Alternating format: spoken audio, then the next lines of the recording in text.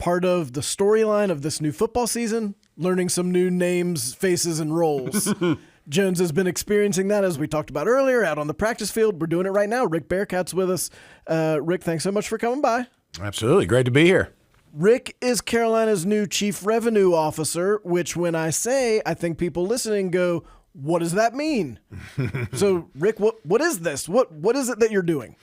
Well, what we're trying to do is take a very proactive and aggressive look at all of our revenue streams, both current and future, and make sure, honestly, that we're optimizing those to the best of our ability here at Carolina across all those verticals. So that's going to be everything from what we do on a sponsorship standpoint, working closely with our partners at Learfield, how we drive revenue through the game day experience, things such as F&B sales, merchandise sales, looking into the tailgating activation areas with Revel XP.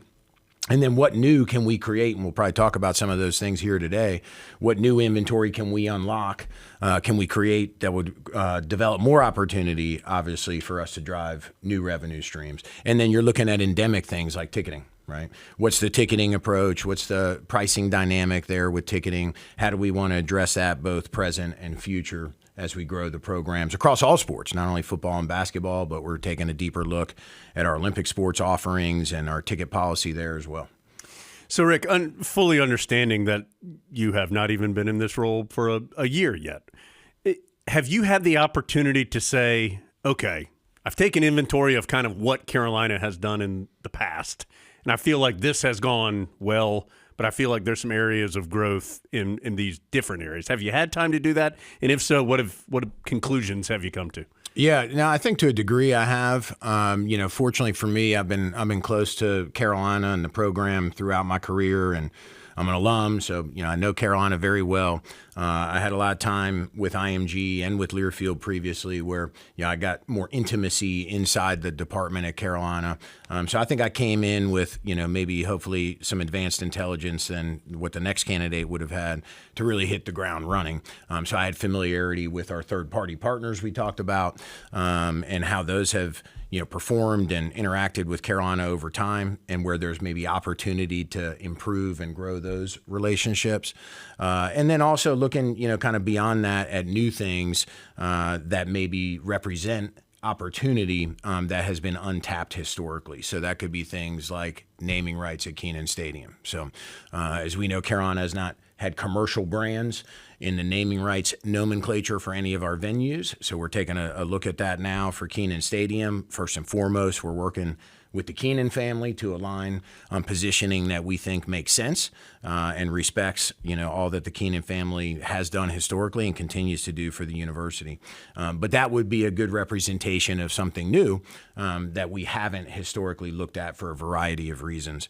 Kind of staying on that theme, there's a lot of opportunity to open up new sponsorship inventory that, I would call more of the beachfront, big ticket items, primarily TV visible inventory that we have held back, again, historically. So we're taking a fresh look at that, and I think you'll see a new approach to sponsorship across all of our sports, but, namely in football and basketball, it'll show itself.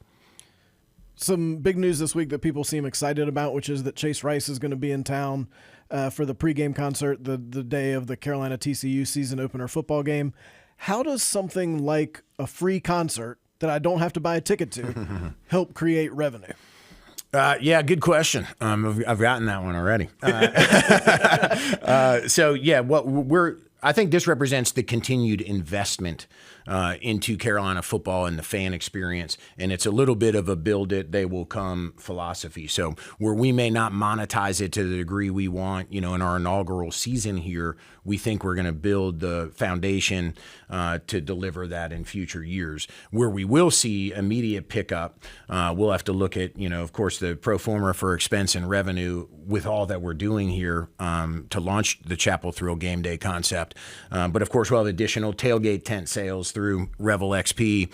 Those will be to general fans and more so to the student body, where for the first time ever, we're going to open up tailgate experiences for students, right in the heart of campus in Polk Place, so they can participate, engage, and enjoy the Chapel Thrill Game Day concert series. So we'll have additional tailgate sales. We're going to move our Modelo Kickoff Club up into Polk Place, where we'll have transactional beverage sales, both non-alcoholic and alcoholic beverages available for fans. So that'll be additional volume for us as well. And then we'll have sponsorship, of course, integrated within Chapel Thrill. Some that'll be, kind of a rolling process as, again, we stand this up and prove it. It is hard to sell things that nobody's ever seen before. So we can paint a picture, but, once we get case studies and proof of performance, that's going to help tremendously as well. So I think there'll be some early signs, indicators of how to monetize and yield revenue out of what we're doing with Chapel Thrill Game Day. And then as that further establishes itself, I think we'll see more and more, coming into the fold there. A couple questions. First, how do you establish something like that? Adam and I have talked about this with game day traditions before. Like, a lot of things get kind of thrown up against the wall, and I think sometimes people get confused and they stick around for maybe a season or 6 games or something, and then they go away. How do you kind of get something ingrained in the game day experience that people expect it, they know it's going to happen, they look forward to it? How does that happen in your mind? Yeah, I mean, it's a good question, and it's definitely part of the challenge of what we're trying to do here. We've got habits that Carolina fans, football fans, have followed for a long time. And let's be honest, it's a difficult campus to tailgate, and there's not a lot of surface lots and decks and things of that nature. So I think people have developed their own routines and comfort levels with what they do on game day. So we want to try to interrupt that, of course, as best we can, and encourage, motivate people to come to Polk Place and enjoy Chapel Thrill Game Day, so it can be one turnkey experience right across the street from Kenan Stadium. So messaging, promotion, marketing are key, critical, Jones. That's I think our biggest challenge here to really standing this up. We have the execution pieces in place. Now we got to make sure the fans come and they support.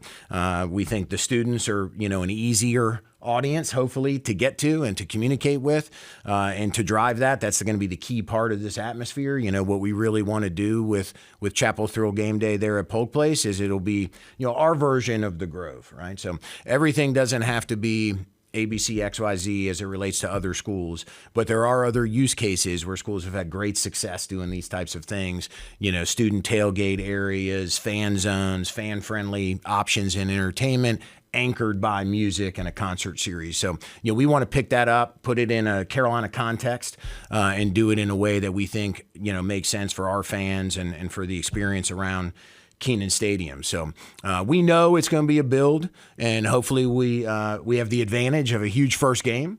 So I think there's a lot of hype and momentum and interest around the opener with TCU. It sets up well with an 8:00 kickoff. So hopefully we'll get some really good weather, and then we'll have the chance to really impress upon fans that are coming in, hopefully to spend most of their, Sunday and Monday here in Chapel Hill. We're doing other things to connect with the local community, to businesses, to, local government, to get some support, additional marketing and promotion around that. Of course, we're working very closely with the Rams Club on everything. But yeah, there's pretty much no end to the need for raising the awareness around this, because as you said, it's something that's never been done before. So kind of to that point, is there some urgency? I mean, season tickets are sold out.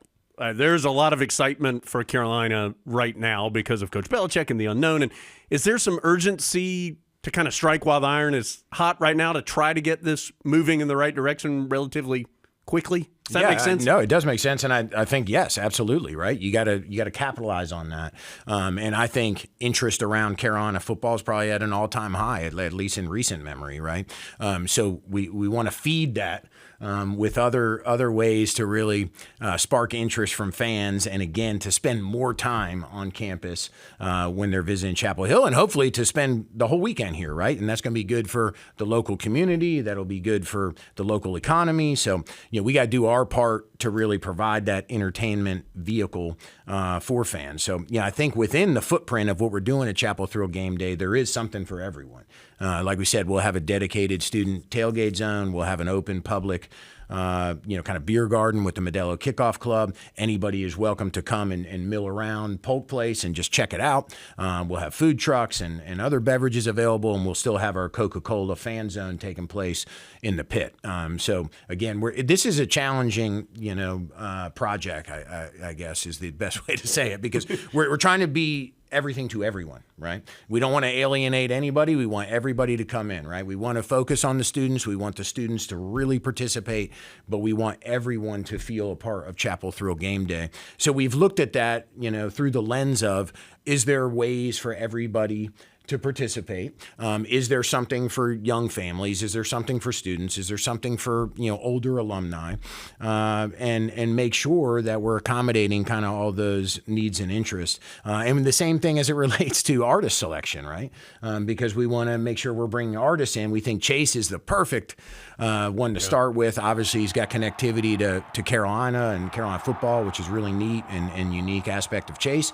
But he also kind of resonates with fans young and old, whether you're a Carolina fan or not. So I think he hits a good target demo for us, and hopefully Chase will give us a big splash to start off. We just put the news out, as you said, and Chase has been promoting it on his Instagram and otherwise. So we're fortunate to have somebody like Chase to kind of start this off with. Jones mentioned this, but there've been two kind of off the field stories about Carolina football on the financial side going into the season. Number one is fans facing the biggest ticket increase in college football.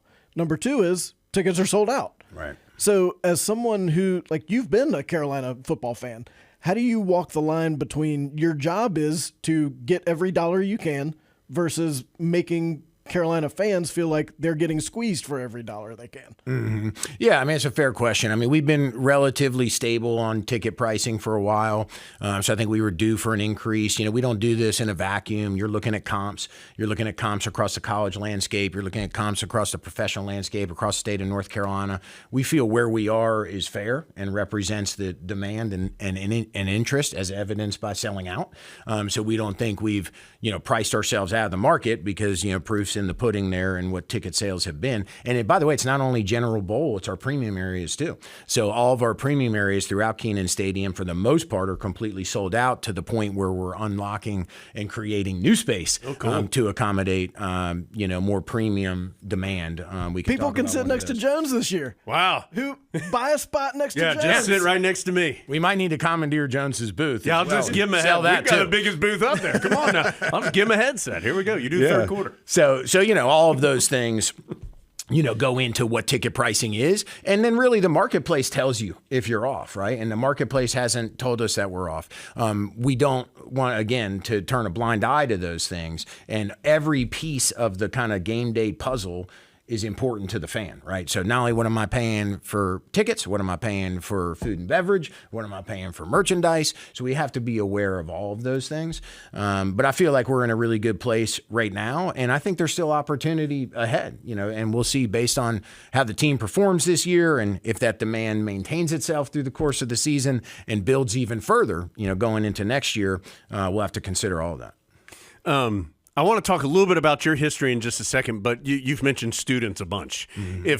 If I'm a Carolina student, why should I want to do Chapel Thrill Game Day compared to going to my friend's dorm room or something and trying to hang out there before the game? Why is this the right choice? Well, we hope, the live music and entertainment is going to obviously be a big draw. That's going to appeal to all fans, particularly students. At the same time, we recognize that. And again, kind of back to the habits of Carolina fans, it includes students as well. And there is a lot of student, call it tailgating, partying, pre-gaming across campus, in dorms, in apartments, and at the fraternity houses, right? So we don't want to stop any of that. Hopefully we can, again, interrupt that with Chapel Thrill Game Day, and then they'll come and they'll support, they'll go to the game, and then they'll go do all those things after the game. So we think we're giving them, a built-in pregame experience that brings them right, again, to the heart of campus, gets them in proximity of Kenan Stadium, ready to go inside.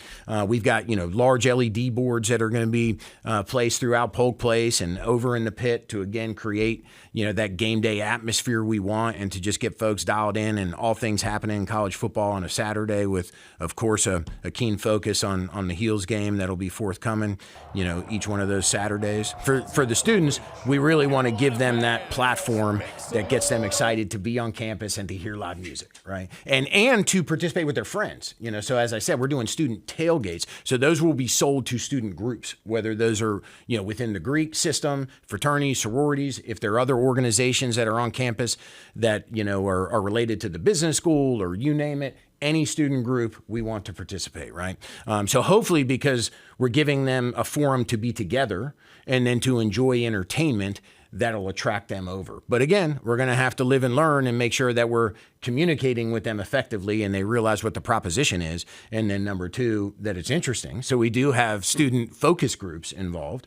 And we've been, really careful to get a bead, a feel from the student body if we're on the right track. And so far, we feel like we are. We've got 2 focus groups that we're going to work with both in advance of Chapel Thrill Game Day throughout the season to give us real-time feedback on what's working and what's not. And then we'll do a post-season review with these student groups as well. And then we'll learn how we need to evolve what we're doing, what the offerings are, what the entertainment is, everything that's involved with the whole experience, and hopefully continue to improve and perfect that going into next year. This is one of those things that everybody thinks they know the right answer to, right? Like an entrance song or something. Like they know the exact right thing to play, and that would get everybody. How do you ride that line of receiving feedback and being open to talking to people, right, but at the same time, like, this is your job. This is what you do professionally, and you do have a level of expertise. How do you kind of ride that line of sometimes smiling and shaking hands and saying thank you, and then other times definitely taking suggestions? Yeah, no, that's all part of it. And you're right. Everybody's got an opinion, especially when it comes to bands. And who's the right kind of band? What music do I prefer? Do I want to hear? And you do. You have to take that in. You have to evaluate it. And then you have to consider it against the rest of the information we're evaluating, which, we do have a third-party partner that's helping us produce, the concerts every week that'll be responsible for stage sound and production. And then they're also feeding us suggested artists that they think make sense based on, their history and experience, which is extensive, across the music industry and within sports and entertainment. So that's a filter. The student feedback that we're getting is a filter. The feedback we're getting from, influential alumni and donors, all of that has to be a filter. So you just have to take it all in. You got to figure where we're going to make a bet on this, and we think this, fits and is going to win. And then we'll have to see what the results tell us, But what we are doing within that, kind of context, Jones, is we're not going to have one consistent genre or thematic of music. You're going to see a lot of different things, from country to rock to hip hop. We're going to try to touch it all. And again, I think the more we do and the more we experiment and kind of go across the full spectrum, the more we'll learn, When you're doing a job that Carolina's never had before, what are a couple of things that might have been fundamental at some of your previous stops that everyone just understood, okay, this is important, that maybe you've had to introduce to people here and explain, okay, this is something that matters?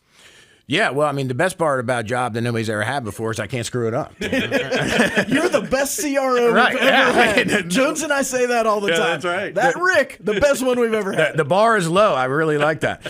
No, I mean, there's, let's be honest, college is at an inflection point. There's a lot of things happening across college athletics that are not specific to UNC. Every school is enduring kind of the same pains of the evolution through what's happened over the last, call it 4 or 5 years since 2021. So, with really the advent and now the proliferation of NIL and also the inclusion of revenue sharing, it's put tons of pressure on athletic departments to generate more and new revenue. So I think where that relates to Carolina more specifically is some of the things we talked about at the onset, which is we have to take a more progressive, innovative view of these things. And we have to find a tasteful, Carolina acceptable way in which to activate sponsorship as a for example, right? So I think there is some education there. Hey, this is what's best in class. This is what works in other venues at other schools or with professional organizations. This is what we've seen be successful without causing any disruption to the experience or, alienating fans or anything of that nature. There's a happy place in there where you can do all of these things. Some schools like a UNC, like, a Notre Dame, they've been more conservative in these areas for good reason. Now there's pressure on every school, including Carolina, to take a fresh look at that. So that is what we're doing. And I think part of that comes with education across the department because maybe these things weren't as important 10 years ago as they are today.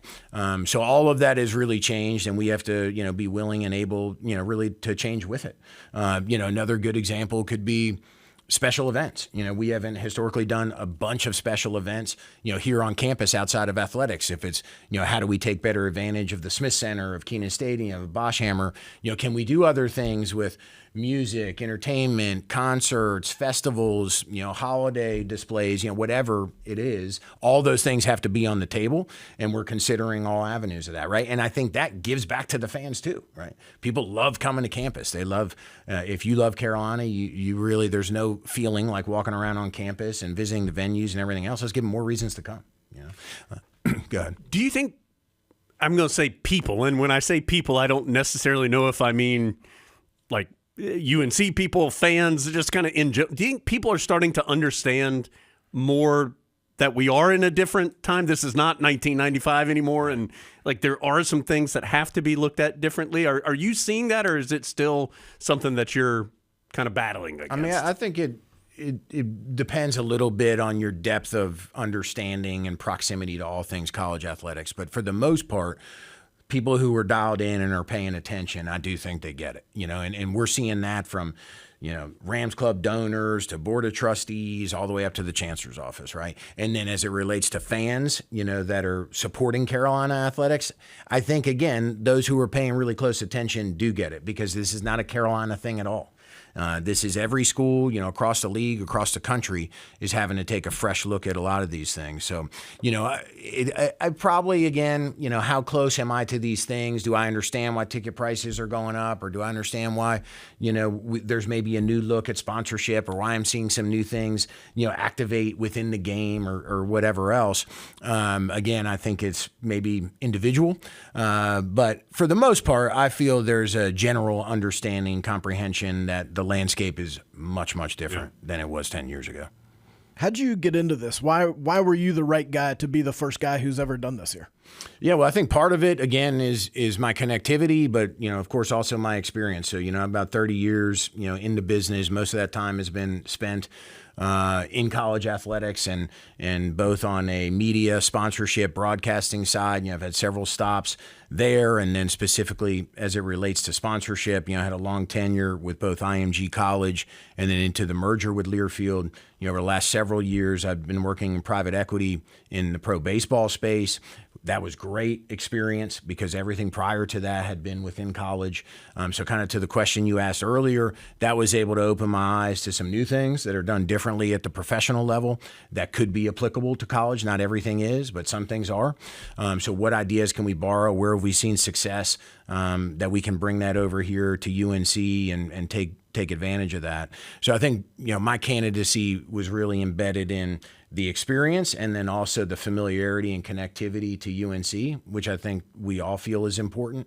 All of us who love Carolina, we're very proud of the brand and the history and the tradition, so we want to respect all of that. But again, find, kind of that happy place to land the plane to where we're constantly evolving and taking a more aggressive look at things into the future.